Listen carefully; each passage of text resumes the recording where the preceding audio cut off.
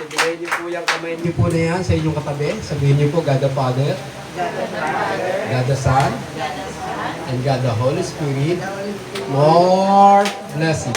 Yan.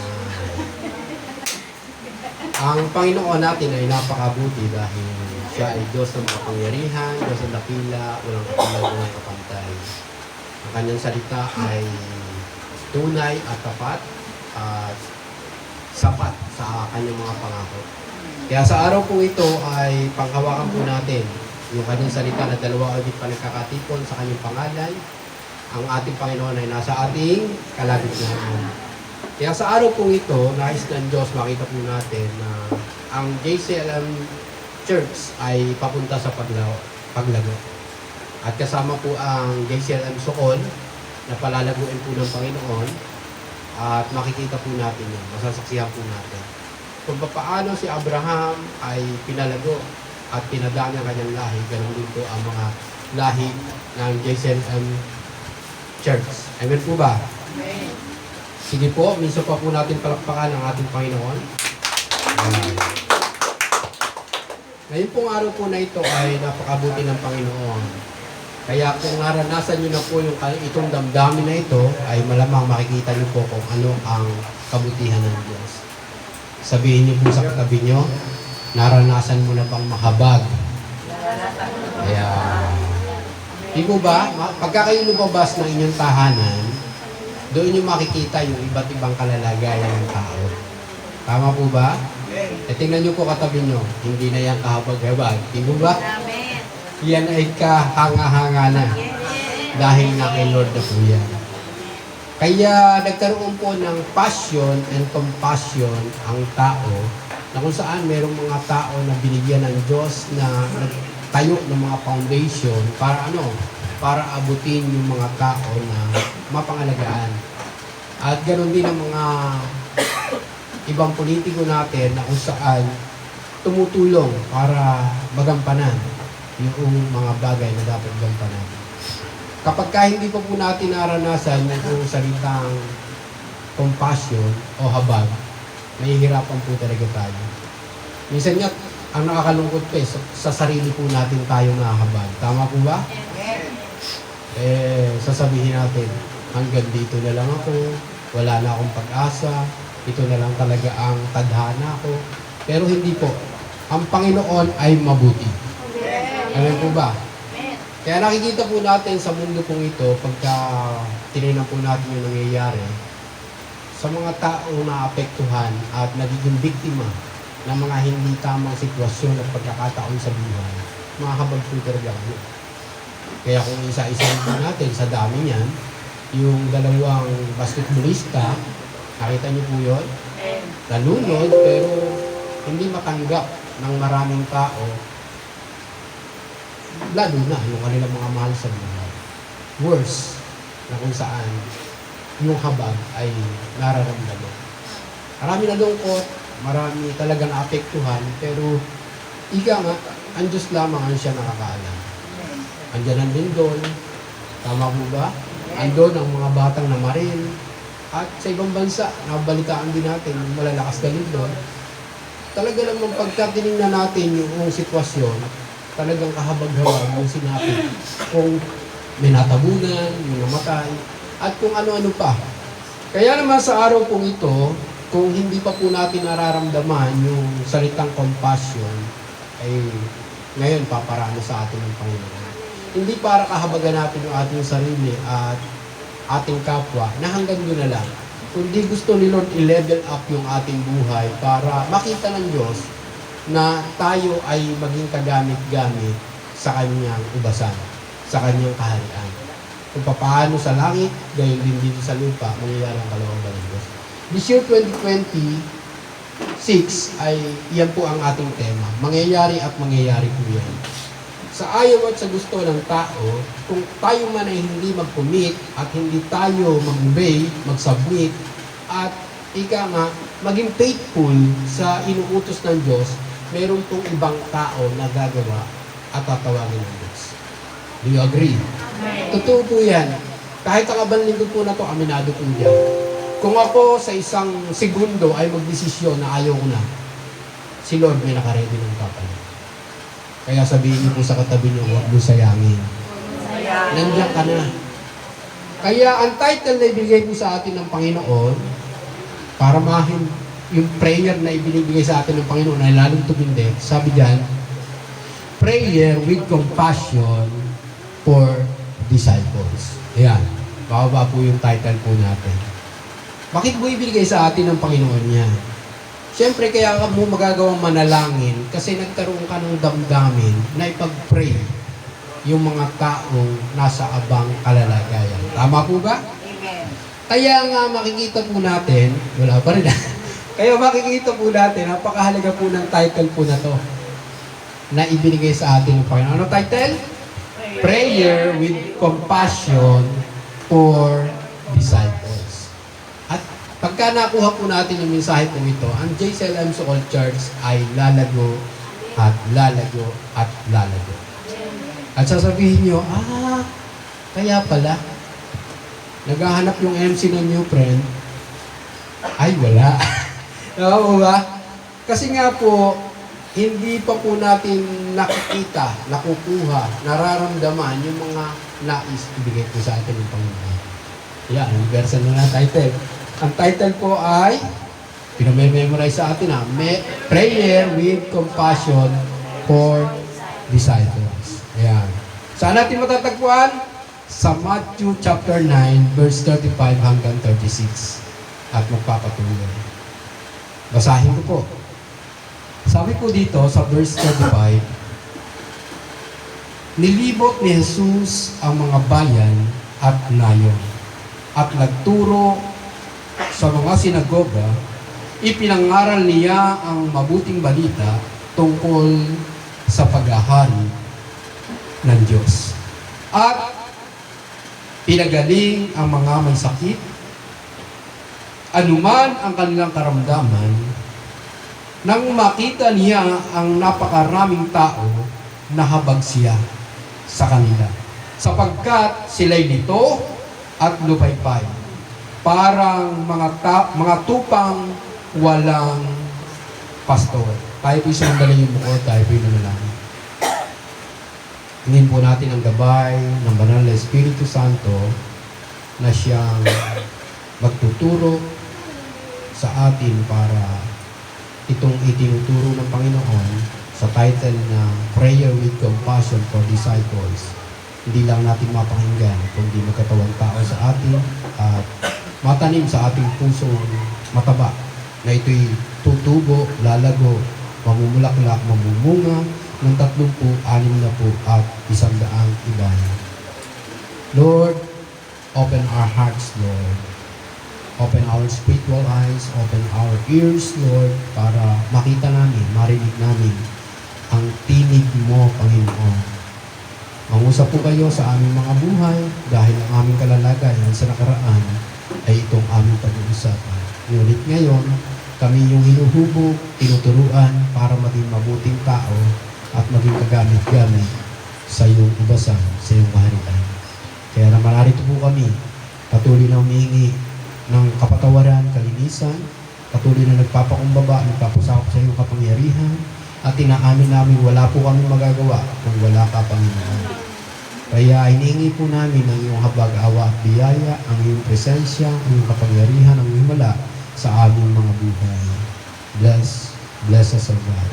Yung favor, yung mercy, yung grace mo, Panginoon, ay mapasa amin sa bawat pamilya po namin. Muli, Panginoon, anuman ang tangka at gawa ng kaaway ng Satanas, tinataboy namin sa ilalim ng dagat, sa ilalim ng lupa. Wala siyang karapatan sa iyong mga anak na ito na nakalaan na sa iyong mga pagpapala. Lahat ng sumpa ay alisin niyo po sa aming labi.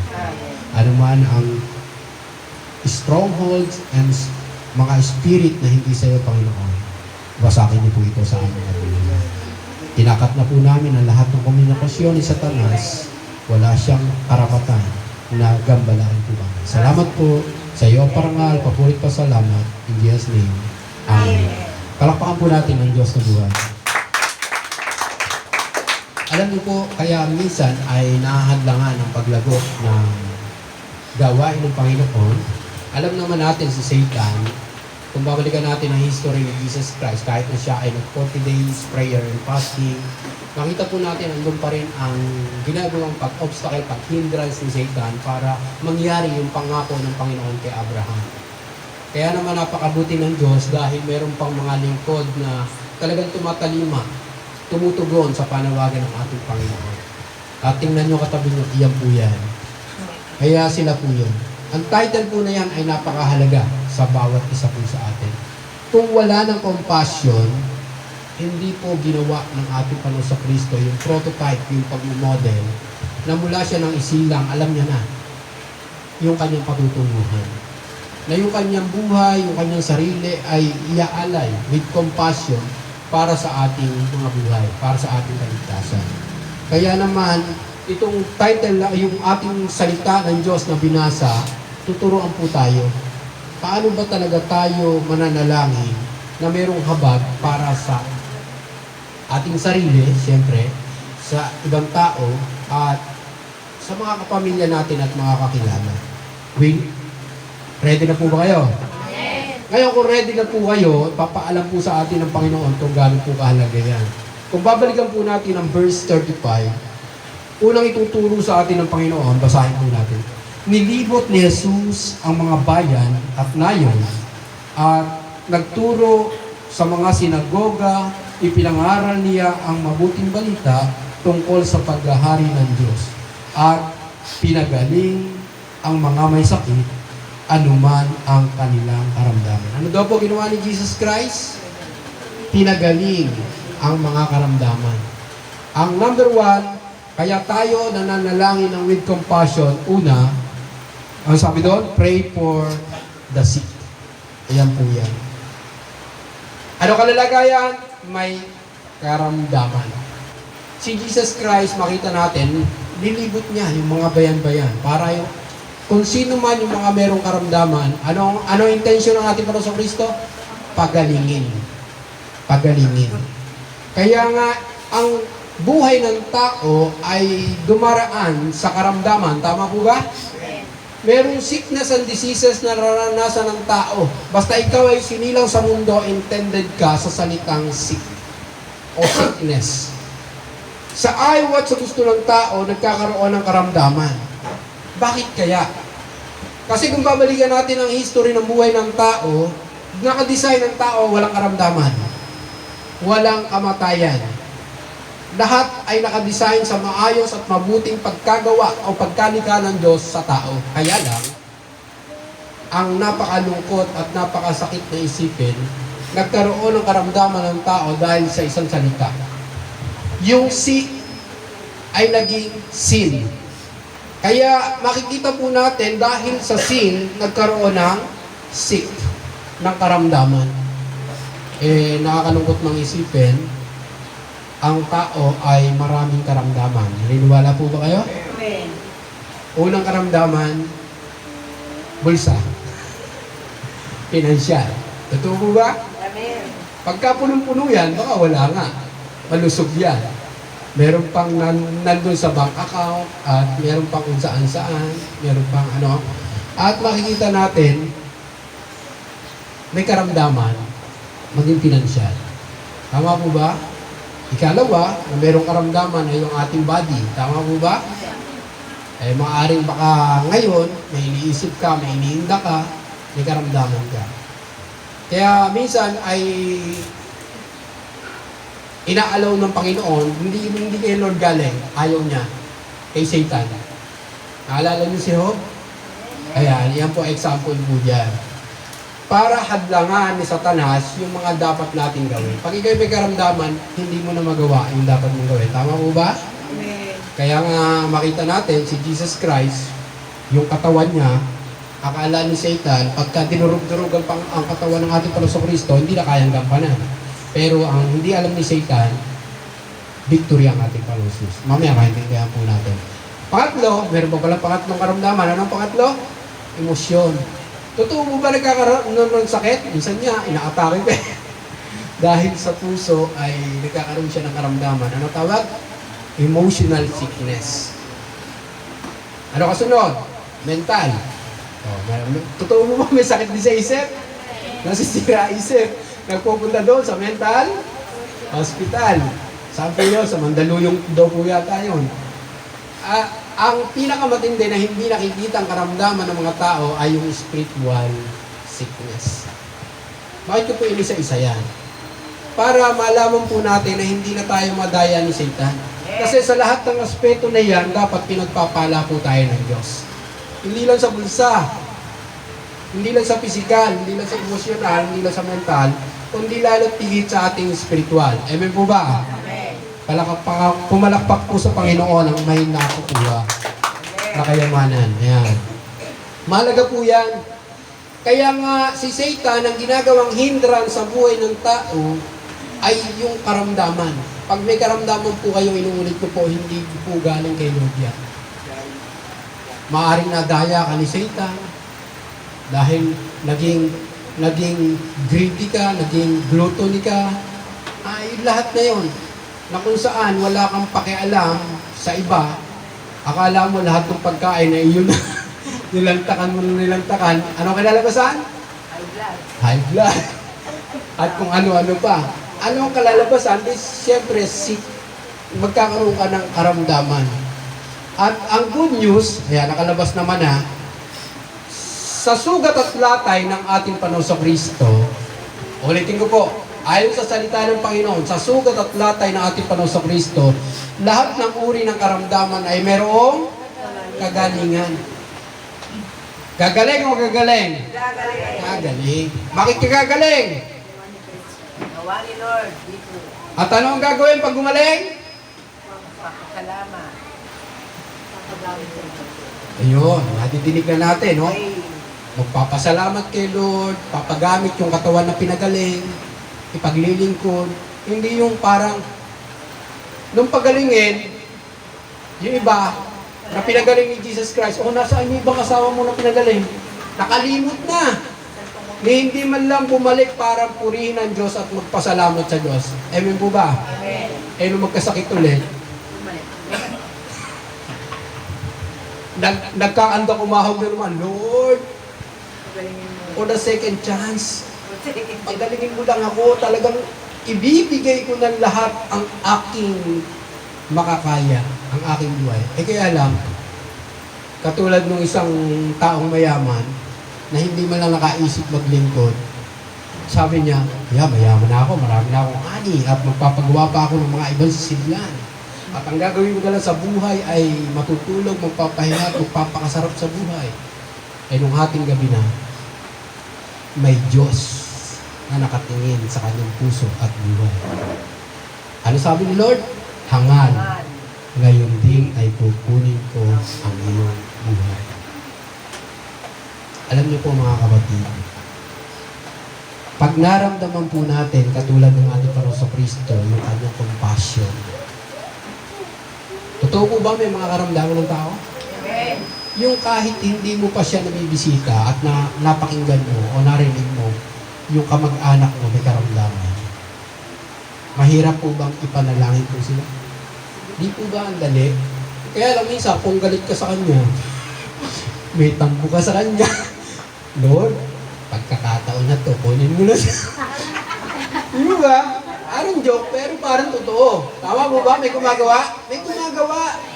Amen. Pero hindi tayo, sabi ng Sister Mary. Dahil ang mga anak ng Diyos, kaya nga, ang pinag-uusapan natin ay pray with compassion for disciples. Ano una? May sick ang tao. Buti kung sa isip lang. Paano kung mula sa baba, pataas. Pero ano hindi nakikita ang karamdaman? Yung spiritual, nakakalungkot. Hindi talaga kita yan. Parang hangin, parang oxygen na hindi mo nakikita pero nag-a-act o gumagawa sa buhay ng tao. Tama po ba? Napakahalaga po niyan. Pero ang good news, anumang karamdaman, may healing. Kilala niyo ba yung 7 doctors? O, sige nga, bigay na isa. Ano yung unang doktor natin? San. Dr. San. Si Ara. Anong ginagawa ni Dr. San? Yung vitamin D niya. Talagang, hindi na kailangan bumili ng vitamin D. Magpa-araw ka lang ng 10 minutes, sapat na. May nakukuha po ba kayo? Amen. Ano, may napupulot po kayo para yung natutunan po natin, mai-apply natin talaga sa buhay. Ano pa pangalawa? Dr. Air. Di ba? Yung simpleng sa umaga pagkagising mo, mag-exhale, inhale, exhale ka, pampalakas ng baga o immune system. Tama po ba? Ang gustong-gusto ko doon si Dr. Sleep. Okay? Yes, ako po. Given na yun, ibigay na ng Panginoon, ipagkakait mo pa sa katawan mo. Tama po ba? Eh, andun nung healing process, ika nga. In a right time na ibinigay ng Diyos, pagkagabi na, huwag naman hating gabi na. Kundi yung tamang gabi lang. Tama po ba? Huwag naman gawin yung araw ay gawing gabi. Yung gabi gawing araw. Tama po ba? Pero kung kinakailangan, wala tayong magagawa. Pero ang pinaka-the best din ay Dr. Sleep. Dr. Exercise. Ayan. Dr. Water. Ayan. Bakit ba natin tinuturo sa atin ng Panginoon niya? Kasi nga, bakit ba pagagaling ni Lord ang ating katawan? Di ba para magamit ni Lord Yes. sa kanyang ubasan? Tama po ba? Ngayon, kung ang katawan mo, pababayaan mo lang sa bisyo at kung saan-saan pambagay, ano mangyari? Madaling mamamatay. Madaling masisira. Pero ang Panginoon, kaya nga si Jesus Christ mula sa langit, bumaba sa lupa. Ano gagawin? Magpagaling ng mga may sakit o karamdaman. Tandaan po natin yan. Kaya kung ikaw ay may karamdaman ngayon, huwag kang matuliro. Yes. Huwag kang mawala ng pag-asa, kundi, ano sabi? Mayroong healing. Alam niyo po, napakabuti ng Panginoon, ayon sa aking pagsisiyasa, mula ulo hanggang talampakan po natin, nilagyan niya yan ng mga sundalong tagapagpagaling. Meron tayong self-healing sa ating katawan na ibinigay ang Diyos. Kaya kahit masugatan ka, makikita mo mamaya, maghihilom na siya. Nakita niyo po yun? Kaya nga minsan natataranta ang tao at nalilito, sabi mo sa pinasa, at talagang lupay-pay, parang wala nang kapag-asa, na parang wala nang kagalingan. Hindi niya naisip, meron Diyos na malilikha, na siyang nag-manufacture, nag-create ng tao mula ulo hanggang talampakan. Perfect po yan. Maniwala po kayo. Kaya lang ang tao ay ginagamit din ni Satan para sirain ng kapwa tao. Gagawa ng gamot, fake naman. Tama po ba? Ano ba? Tama po kayo? Kumita lang, yumaman lang, makapipinsala naman ng kapwa. Eh kahit ngayon, yung ating mga kinakain, sabihin niyo po sa katabi niya, ingat-ingat ka. Hindi ka tayo safe dyan. Tama po ba? Kaya yan yung unang itinuturo sa atin ng Panginoon. Tandaan po natin, hindi lang physical, financial, kundi yung spiritual.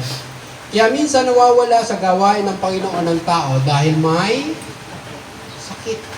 Hindi lang sa physical, kundi spiritual. Pag ang spiritual may sakit, damay ang mental, damay ang emosyonal, damay ang physical, damay ang financial. Naniniwala o naniniwala? Totoo po yan. Hindi po nagbibiro ang salita ng Panginoon. Kaya nga si Jesus Christ bumaba dito sa lupa para pagalingin po tayo lahat. Amen. Pagalingin ng lahat ng aspeto ng ating buhay, mula financial, physical, emotional, mental, lalo tigit ang spiritual. According to John chapter 3 verse 1 to 8. Lahat ng tao ay dapat ipanganak na muli. Para ano? Para gumaling. Sa isip, sa damdamin, sa katawan, at sa financial. Kaya naka-intended po tayo sa pagyaman. Amen po ba? Amen. Yan. Dapat makita po natin. Parang ang ganda ng inihandang picture ng anak ko Hindi pagkain. Spaghetti. O parang gagaling. Pampagaling, no? Tandaan po natin yung mga bagay po na itinuturo ng Panginoon. Ano po? Lahat po tayo ay nagkakasakit. Ako nga, nakita ko yung himala ng Panginoon kung paano po ko ibinabalik ang kagalingan.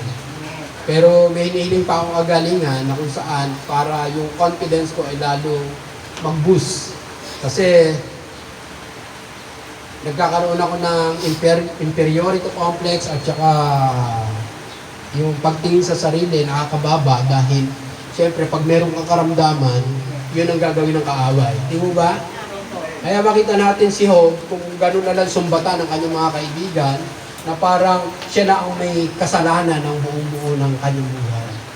At pagka tinignan ka ng kapwa mo na meron kang karamdaman, ayan, sinisingil na siya. Di mo ba? Nakikita niyo po ba yun? Pero hindi alam, ikaw ay biktima lang ng ano. Totoo po ba merong mga anak ng Diyos na nagkakasakit din? Hindi exempted ang mga anak ng Diyos. Amen po ba? Magkakaroon ng karamdaman. Pero ang gandahan, ang karamdaman minsan ay blessing din. Why? Tanungin niyo po, bakit blessing ang karamdaman? Why?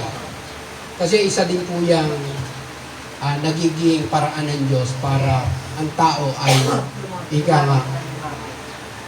lumisan sa mundong ito para tayo ay makapiling ng Diyos. Kung walang karamdaman, walang kamatayan. Tama po ba? At kung ikaw ay merong karamdaman at hindi ka mamamatay, apakahaba ng suffering. Kaya mas maganda rin may karamdaman pero hindi naman ganun kahaba. Totoo po ba na ihingi kay Lord yung magandang kamatayan? Yung maayos na kamatayan? Hindi po. Nakita ko po yung lola ko parang natulog lang eh. Hindi siya nag-struggle, wala akong nakita po ano to man. Kasi malapit siya kay Lord. Everyday nagbabasa ng Bible, nag-worship kay Lord. At talagang ano. Kaya makikita po natin para hindi tayo magkaroon ng karamdaman, gawin natin yung mga basic. Ano yung basic? Bible reading, prayer, worship, pag-attend ng mga gawain. Yun po yun, hindi ka na magkakasakit. Saan? Spiritual. Pagka ito ay malusog, ang ating spiritual, lahat ng aspeto ng iyong buhay malusog. Palulusogin mo. Nakuha niyo po ba? Totoo po yan. Kaya number 2, na dapat nating ipag-pray na mayroong compassion, sabi sa verse 36, nang makita niya ang napakaraming tao, nahabag siya sa kanila, sapagkat sila ay nito at lupaypay, parang mga tukang walang pastol. Ano una? Sabi doon, pray for the weak. Nauna yung karamdaman, pero hindi pa naman patay. Ano ang nangyari? Merong mahina. Mahina. Tama po ba? Totoo po ba ang mga anak ng Diyos nanghihina? Amen. Tapikin nyo nga po katabi nyo, salatin nyo nga. Wow, malakas! Malakas! Malakas! Sabi nyo iba, malakas mga asa. Pero hindi po, ang mga anak ng Diyos ay malakas mang-motivate. Diba? Tama po ba? Malakas tumulong, malakas magmahal, malakas. Kaya nga, makikita po natin, sa sinasabi ng ating Panginoong Kristo sa kanyang mga disciple, habang ipinoprototype niya, iminementor niya, tinuturuan niya, nakita niyo ba yung mga taong yan? Na sila ay mga lito, lupaypay, at talagang makikita natin, ang mga taong weak, wala ng pag-asa. Aniwala po kayo. Walang pag-asa sa buhay. Walang pinagtitiwalaan. Walang pinananampalatayan. That's why they are weak. Mahina. Pag ang Jerusalem Sukol Church ay lumakas. Lumakas. Ay talaga namang sasabog ang Jerusalem Sukol Church. Kaya lang, kung weak, medyo struggle po talaga yan. Kaya ang gusto ni Lord ay magkaroon kayo ng hashtag strength. Yan. Tama po ba? Tama ba yung inilagay ni Lord? Yun, strength. Mahalaga po yan. Kasi siyempre, pagka weak ka, hindi mo magagawa yung dapat ipagawa sa inyong Panginoon. Sabihin mo, Lord, hindi ko po kaya. Lord, mahirap po. Lahat, hindi mo kaya. At totoo po yan, na darating ka sa panghihina, panlalupaypay, magiging lito ka, dadayain ka ng kaaway, natitingnan mo sarili mo, hindi mo na kaya. Napakahirap po nakalalagayan niya. Kaya nga makikita po natin, ano gagawin natin sa mga nanghihina? Wala na kasi. Ipag-pray. Kaya pinag-uusapan po natin ay pray with compassion for disciples. Totoo mo ba na ang may sick, ang may weak, ay mga disciples?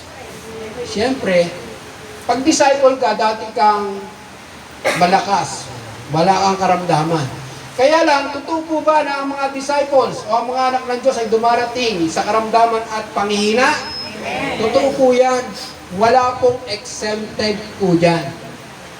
Si Jesus Christ, kung hindi niya nirebuke at hindi niya sinabi kay Satan na hindi lamang sa tinapay nabubuhay ang tao, kundi sa salita ng Diyos, hindi makikita ni Satan na hindi niya kayang i-defeat ang ating Panginoong Kristo. Tama po ba? Pero pag mahina ka, isang pitik ka lang ng kaaway, ano ang mangyayari? Talsik ka na. Taob ka na. Wala ka na magagawa. Pero pag ang anak ng Diyos ay merong strength, power, in-empower ni Lord, hindi kayang pabagsakin ng kaaway. Kaya kung may kapatid tayo ng hina, ano gagawin? Yung salita, pray. With compassion. Yung habag na habag ka sa kanila, yung hindi mo pag-iisipan na, kaya nangyari sa kanya. Pabulong ka pa, kaya nangyari sa kanya. Kasi yung ugali niya. Ay hindi po. Talaga po kailangan po natin silang ipanalangin. Kasi nangangailangan po sila ng panalangin. Why? Kasi they are weak. Nakita po ng ating Panginoong Kristo po yan. Nasabi po doon sa verse, lito, lupaypay. Doon tayo. Lito, lupaypay. Nakakita na po kayo ng taong lito, yung talagang nagsugod siya ng pasyente niya doon sa ospital, tapos may mga kawatan doon, nililingat na pala siya, nilimas na yung lahat ng kanyang pambayad sa ospital. Lito. Lupaypay na nga, hindi na halos alam ang gagawin sa buhay. Dinaanan po natin. Parang nalito ako doon Parang nabudol-budol ako. Tawa mo ba? Yun yung mga taong weak. Weak na nga, sinamantala pa. Ganun ang ginagawa ng kaaway. Kung kailan ka mahina, doon ka niya babanatan. Nag-aabang siya palagi na parang mabangis na hayop na kapag ka nakita niya may pagkakataon, susunggabang kanya.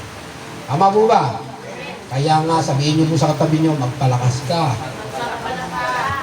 At gagamitin ka ni Lord. Tama po ba? Imagine, kung ikaw ay mahina, mahirapan talaga. Yung bilang natin dito, pagka tayo nagang malakas lahat, lalago at lalago po tayo. Alin mo nga ng libo-libong tao, mahina naman. Hindi makakatulong, tama mo ba? Hindi lang may karamdaman, mahina pa, wala talaga. Paano tayo lalakas? Balik ulit kayo sa basic. Pray, Bible reading, worship, at pag-attend sa mga gawain. Ang dali naman pala para ako'y gumaling, para ako'y lumakas. Ano ang gagawin? Balik ka ulit sa basic. Tama po ba? Napakadali lang. Pampalusog ang salita ng Diyos. Maniwala po kayo, pampalakas. Pagka ikaw ay walang alam na salita ng Diyos, sabi ni Jesus Christ kay Satan, hindi lamang sa tinapay nabubuhay ang tao. Kaya nga, pag inalok na sa iyo ni Lord ni Satan yung buong mundo, wow! Oo nga, akala mo, powerful ka na, pagka mayor ka na, pagka may position ka na, hindi mo alam, nabihag ka na ni Satan. Ano mangyayari sa iyo? Ikaw ay magiging lito at lupaypay. Totoo po ba yung ating mga government official ay mga lito ngayon? Mga lupaypay? Kasi nga, nadali sila ng kaaway. Kahit yung kinikilalang tao na talagang tinitingnan na siya ay lingkod ng Diyos. Nang makita na parang bumaligtad na at yung kulay ay nagbago na, nakakalungkot mang isipin, papatak siya sa kalalagayan, siya ay nanghina. Kahit pa ipakita ng tao na siya ay malakas, pero ang katotohanan alam ng Diyos na walang may tatago, maililihim sa Panginoon mula ulo hanggang talampakan, walang may tatago sa Panginoon. Kung ikaw ay malakas o mahina, alam ng Panginoon. Ano gagawin? Pray and pray and pray. Bakit panalangin? Diba? Prayerless is powerless. Yan lagi ang aking sasabihin. Prayerless is powerless. Alam niyo po kaya nakakatayo tayo dahil sa panalangin. Amen. The backbone of the church is prayer. Kaya lang nakakatayo ang church. Ang pinaka-backbone niya ay panalangin. Ang church na walang nananalangin, weak. Madaling i-collapse ng kaaway. Guguluhin ang kanilang isip, lilituhin, hanggang sila ay mag-away-away. Magkaroon lang ng isang chismosa, wasak na lahat. Tama mo ba? Yes. Nagkakaintindihan mo ba tayo? Amen. Ayan ang pangalawa. Pangatlo, sabi po doon, hindi na natin patatagalin niya. Sabi doon, parang mga tupang walang pastol. Ano daw? Parang mga tupang walang pastol. Pray for the lost. Nawala. Nagwala ang isang anak ng Diyos. Ang isang disciple. Kaya nga, talagang kailangan paubain na ang ating Panginoong Kristo ng Amang nasa langit. Why? Kasi merong sick, merong weak, merong lost. Tama po ba? Kaya nga, sabi ni Jesus Christ sa parable niyang turo, kung meron kayo 100 tupa at nawala ang isa, anong gagawin? Iiwan pang samantala, hindi naman totally i-abandon yung 99. Kundi, aalagaan pa rin, pero temporarily, ay iwanan mo muna sila to find out kung nasaan o ano man ang kalalagayan ng isa. Baka yun ay may sick o yun ay weak. Kaya nga, ano gagawin pagka may loss? Ipanalangin. Para, sabi doon, hashtag, ano ba, pound? O ano, paano man ang tama doon? Hashtag, pound na lang. Yan. Para makita natin na talagang kapag may nawala, hinahanap. Kaya nga pagka lumakas ang JCLM so-called church, ang gagawin ng mga anak ng Diyos, yung may sakit, ipagpe-pray para gumaling. Yung nanghina, ipagpe-pray para lumakas. Yung nawala, ipagpe-pray para makita. At pag nakita, magdiriwang po tayo rito. Tama mo ba? Amen. Yun yung nakita po natin sa Luke chapter 15, yung prodigal son, na dating patay, muling nabuhay, nawala, muling tatagpuan. Ano ginawa ng tatay? Ipinagpatay. Talagang winelcome muli yung nawala. At talagang hindi na-reject, kundi in-accept. Tama po ba? Ano gagawin natin? Pray. Pray and pray. Na yung mga nawawala na yan, isang araw, ibabalik ng Panginoon. Amen. Isang araw, ibabalik ng Panginoon. Alam niyo po, nakakalungkot, yung ating pinag-aralan, yung tatlo po na yan, ay dating nasa loob ng church. Ano yung una? Sick, may weak, may lost. Yan tatlo po na yan, ay mga disciples na po yan. Malungkot o malungkot? Malungkot. Imagine, baka nasa destiny ko na yung iba niyan. O iba sa leader na. Diba? Makikita po natin, iyan ang nangyari sa mga ating pinag-aaralan. Ano gagawin? Pray with compassion para sa kanilang mga buhay. Kaya yung title. Kaya kung hindi ka nananalangin para sa iba, eh, baka pati ikaw ay nasa abang kalalagayan. Nakuha niyo po ba? Kasi si Jesus Christ nga, mula sa kalangitan, sinunod niya ang utos ng Amang nasa langit. Anak, wala nang kapag-apag-asa ng tao sa mundo. Lahat sila papuntang impyerno. Ano ang naramdaman ni Jesus Christ? Oo nga, tata. Kung ako ay hindi bababa, parang nakatanaw gano'n, nakagano'n. Kung ako hindi mo susuguin doon, eh wala kahit isang maliligtas. Mula kay Eva at kay Adam, generation by generation, eh,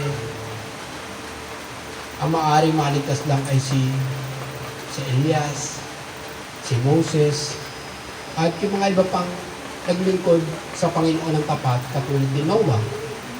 Kilala niyo po ba si Noah? Amen. Yung gumawa ng malaking barko.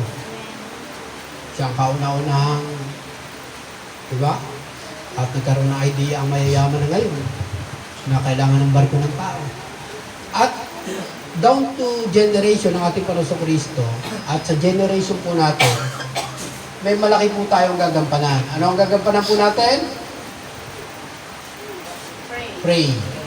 Manalangin. Mahirap, madali. Madali. Sabi nga, madali, di ba? Pero pagka yung susundin mo na yung utos ni Lord, kaya tinuro ni Jesus Christ yan sa Matthew chapter 6 kung paano manalangin. Meron siyang patong na ginawa doon, Ama namin nasa langit ka, sabay nawa ang ngalan mo, di ba? Mapasa amin ang kaharian mo kung paano dito sa lupa. Ay kayo hindi naman din sa langit. Nangyari ang kalooban, di ba? At humingi pa siya ng makakain niya sa araw-araw, talayo sa tukso at masama. Di ba? At makikita po natin, ang panalangin ay napakahalaga sa buhay ng tao. Ano title? Prayer with compassion for disciples. Pero kung pagpe-pray lang natin ng ating mga disciples na, Lord, kuhanin niyo na po buhay niyo. Wala namang kwenta, wala namang halika. Hindi po gano'n. Si Jesus Christ, ang panalangin niya sa kanyang mga disciple, ay ganito. Sabi niya, Ama, pakaingatan niyo po ang mga taong ito na ipinagkatiwala niyo po sa akin. Maliban na lamang sa isang tao ang naghanap ng kanyang kapahamakan. Yun ang tama. Diyan sa kontrol nating pagkatao, si Lord na ang bahala. Tama po ba? Pag ipinagkatiwala natin kay Lord, si Judas gusto rin iligtas ng ating Panginoon Kristo, kaya lang, pinili niya yun, nag-desisyon siya. Ano sabi ko po? Pagka ikaw ay mayroong desisyon, iyon ang iyong direction. Tama po ba? At yung direction mo na yun, iyon ang iyong destination. Huwag po natin kalibutan po yun. Kaya, makikita po natin yung itinuturo ng Panginoon niya sa ating mga buhay. Nakakalungkot mong isipin, nasa loob po dati yan ng church. Yan tatlo po na yan. Natatapos po ba dyan ng Panginoon? Hindi po. Pumunta po siya sa verse 37 and 38 sa ating konklusyon. Hindi po ako nag-aapura, pero yan na po talaga ang dulo. Sabi po dyan sa Matthew 37-38, chapter 9, verse 37 and 38. Pwede po ba sabay-sabay natin basahin? Kaya't Sinabi niya sa kanyang mga alagad, sagana ang aanihin, ngunit kakaunti ang mag-aani. Post po na. Ano daw ang problema? Kunti ang mag-aani. Doon muna tayo sa marami nga anihin, kaya lang, ang problema, kakaunti ang mag-aani. Sino yung mag-aani? Sabihin natin mga cell leaders. Tama mo ba? Lahat po tayo, tama po yun. Verse 38. Mahilig sa one yung ano ko, parang number 1 siya. Idala, 1, 2, 3. Idalangin. Idalangin ninyo sa may-ari ng anihin na magpadala siya ng mga manggagawa sa kanyang aanihin. Ano solusyon ni Lord? Jesus, sabi niya sa kanyang mga disciple, mag-pray. Tama po ba? Ano yung pag-pray? Magpadala siya ng mga cell leaders, ng mga manggagawa, mga tagapag-an. Wow, sabihin niyo po sa katabi niyo, good news. Harvester ka pala. Diba? Tagapag-ani ka ni Lord. Kaya lang, baka ikaw ang anihin ng kaaway pag hindi ka nag-ani. Sabihin niyo po, baka ikaw ang anihin. Reminder lang, baka ikaw ang anihin pag hindi ka nag-ani. Tama po ba? Ano itinuturo po ng Panginoon dyan? Pray for the astray. Pagka sinabing astray, sila yung mga naligaw. Iba kasi yung lost kaysa sa naligaw. Maniwala po kayo. Yung mga naligaw, hindi pa po nakaranas ng experience po yan kay Lord. Wala pa po silang experience kay Lord. Kasi nga, mga kaluluwang ligaw po sila. Nakikita nyo na po yung ating mga gagawin sa ating Panginoon, sa ating kapwa. Kaya makikita po natin, napakahalaga po niyan na ibinibigay sa ating ng Panginoon. Ang ipapanalangin natin, nasa loob na ng church nakakalungkot, nagkakaroon ng karamdaman, magiging cost ng kanyang pagkawala. Magkakaroon ng kahinaan, magiging cost ng kanyang pagkawala. Magkakaroon ng ng ano pa bang mga bagay sa kanyang buhay na parang dinaya na siya ng kaaway, ano mangyayari? Ang pinakadulo ay mawala talaga siya sa ating Panginoon. Kaya ngayon, kinakausap tayo ng Panginoon sa apat na yan, kung ano man ang ating kalalagayan. Wala na po tayo rito. At tayo mga narito, ang tatrabahuhin po natin at gagawin na ipanalangin itong mga wala sa kulungan ng ating Panginoon. Tayo, nasa pangangalaga na ng Panginoon, alam na natin ang ating gagawin. Tama po ba? Ngayon, makikita po natin, maraming naliligaw. I hope and I pray hindi ka na kayang iligaw. Sabihin niyo po sa katabi niyo, nawa, hindi ka na kayang iligaw. Tama po ba? Yung hashtag way ni Jesus ay nandyan. Kaya makikita natin, nagpakilala ating Panginoon Kristo na siya ang daan ng katotohanan at ang buhay. I am the way, the truth, and the life. Wala makakatunda sa Ama kundi sa pamamagitan ng ating Panginoon Kristo. Kaya sa lahat ng mga taong nagkasakit, ano gagawin? Lumapit ka kay Jesus. Sa mga taong nanghina, lumapit ka kay Jesus. Sa ating Panginoon Kristo. At sa lahat ng mga nawala, bumalik ka lang.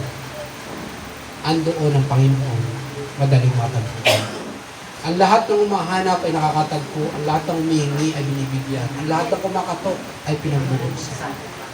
Laging nag-iintay ang Diyos, katulad ng kwento ng prodigal son.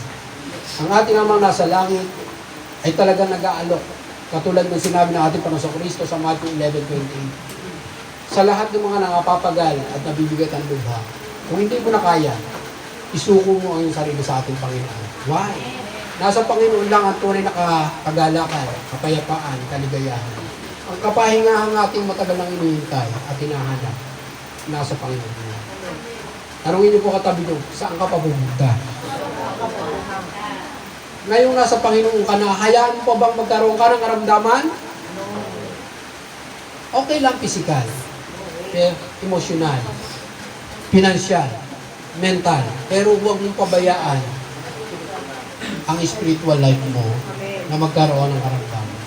Pag ito ay malusog, ulitin ko po, magbubumerang yan, pababa ng buhay. Lahat ang lusog. Pero kung ito ay weak, sick, at wala sa Panginoon, collapse ang buhay ng tao. Lupaypay nito. I-describe ng ating Panginoon Kristo ang kalalagayan ng tao. Sick, weak, and lost. Wala na po tayo dito sa astray na naliligaw. Tama po ba? Kaya sinasabi ng mga taong takot, multo, multo, multo.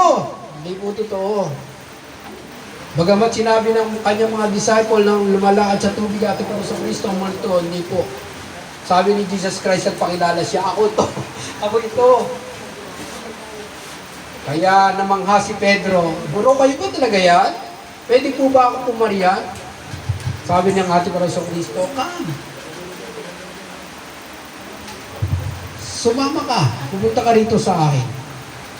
Sinubukan po ba? Sinubukan. Yung 11 takot na takot, pero si Pedro nag-try. Sabihin niyo po, mag-try ka lang. Subukan mo lang, huwag kang matakot. Mararanasan mo ang ipaparana sa iyo ng Panginoon. Amen. Merong way si Lord para maabot mo ang pangarap mo. Para mangyari ang mga hinahangad mo sa buhay. Merong way. Kung ikaw ay naliligaw at inililigaw ng kaaway, huwag kang pumayag. Sasabihin mo, alam ko ang daan. Alam ko ang daan. Di ba yung ating pinag-aralan sa nakaraan? Hinanap ang Diyos at hinanap ang daan papuntang Zion. Naalala niyo po ba yun? Parang continuation lang ang ating pinag-aaralan. Na kung saan, hindi tayo exempted na magkaroon ng karamdaman. Hindi tayo exempted na manghina. Hindi tayo exempted na pwedeng mawala. In every single decision, pag nagkamali ka, pwede kang mawala. Tama po ba? At pag inalo ka ni Satan, katulad ng pag-aalo kay Jesus Christ, ano mawawala kay Jesus? Yung trono sa kanang kamay ng ating Amang nasa langit. Apakalaki ng inaagaw ni Satan. Ngayon nilang po narinig. Ano aagawin sa atin ni Satan? Yung pagiging anak ng Diyos. Amen. Sino, anong gusto niyo po? Anak ng Diyos o anak ng... Anak ng Diyos. Aray ko po. Diba? Mas masarap na maging anak ng Diyos kaysa maging anak ng... Sister, hindi na nagsabi eh. Demonyo. Tutubuan ka ng sungay, tutubuan ka ng buntot. Aray ko po. Hindi mo nakikita pero kitang-kita sa iyong pagkatao. Tama po ba? Amen. Di ba ang sarap maging anak ng Diyos? Amen. Ang sarap maglingkod sa Panginoon. Tama po ba? Ang sarap magmahal sa Panginoon. Ang sarap sumamba sa Panginoon. Amen. Alam niyo po mga kapatid, kung ang mga taga-JCLM sa Outreach ay sa karamdaman ay magsigaling. Church na pala, sorry. Church. Ay magsigaling. Eh talagang pinagagaling ng Panginoon. Amen. At kung tayo ay mula sa mahina, pinalakas, walang magagawa ang kaaway talaga. Lahat tayo ay, meron lang 5 malakas dito. Eh, pag nag-invite yun na every week, kayo na malakas. Yung, paano ba malakas? Yung makatulong ka sa church, yun yung malalakas. Paano po yun? Yung maging mabait ka lang, maging masunurin ka lang, napakalaking tulong mo na sa gawain ng Panginoon. Ano po ba? Amen. Yun po yun. Kaya ngayon pong araw po na to, ulitin ko po, nakakalungkot man sabihin, yung 3 pong una ay nasa church po dati yan. Pero maaring sila ngayon ay merong karamdaman, sila ay nangihina ngayon, sila ay wala ngayon dito, hindi natin alam kung ano kalalagayan nila. Ano gagawin? Pag-pray. Pag-pray. At syempre, sabi ni Jesus Christ, ang ating Panginoon sa Kristo, yung mga naliligaw, ano gagawin? Ipag-pray din natin. Kasi nga, baka yung mga naliligaw na yan ay ating pang mga mahal sa buhay. Sabi niyo po sa katabi niyo, nakakalungkot naman. Diba? Baka yan ay asawa, anak, apo, o kung ano man. Baka yan ay biyanan, baka naliligaw. Ano gagawin sa naliligaw? Pag-pray. Hindi yung sasabihin natin, uy, naliligaw ka. Hindi mo ganoon. Pag-pray po natin sila. Ano gagawin naman ni Lord pagka ipinag-pray natin? Bibigyan sila ng daan patungo sa ating Panginoon. Tama po ba? Amen. At makikilala nila ang Diyos, magkakaroon sila ng tamang relasyon sa Diyos, katulad ni Pablo, katulad ng marami pang mga lingkod ng Diyos. Tayo, yan ang kalalagayan po natin dati. Aminin natin at sa hindi. Dati tayo sick, weak, lost, at ito yung kauna-unahan. Tayo iniligaw ng kaaway na para tayong pinaglalakbay sa mundong ito na walang patutunguhan. Tama po ba? Pero ngayon, ang good news, sabi ni Jesus Christ sa John 14:6, ako ang daan, ang katotohanan, at ang buhay. Hindi ka na kaya iligaw ng kaaway. Tama po ba? Ngayon, kung ready na po kayo ng gamitin kayo ni Lord para yung mga ibinigay sa atin ng Panginoon, merong sick, weak, lost, and astray, gamitin tayo ni Lord. Tayo po natin tumayo. Hallelujah.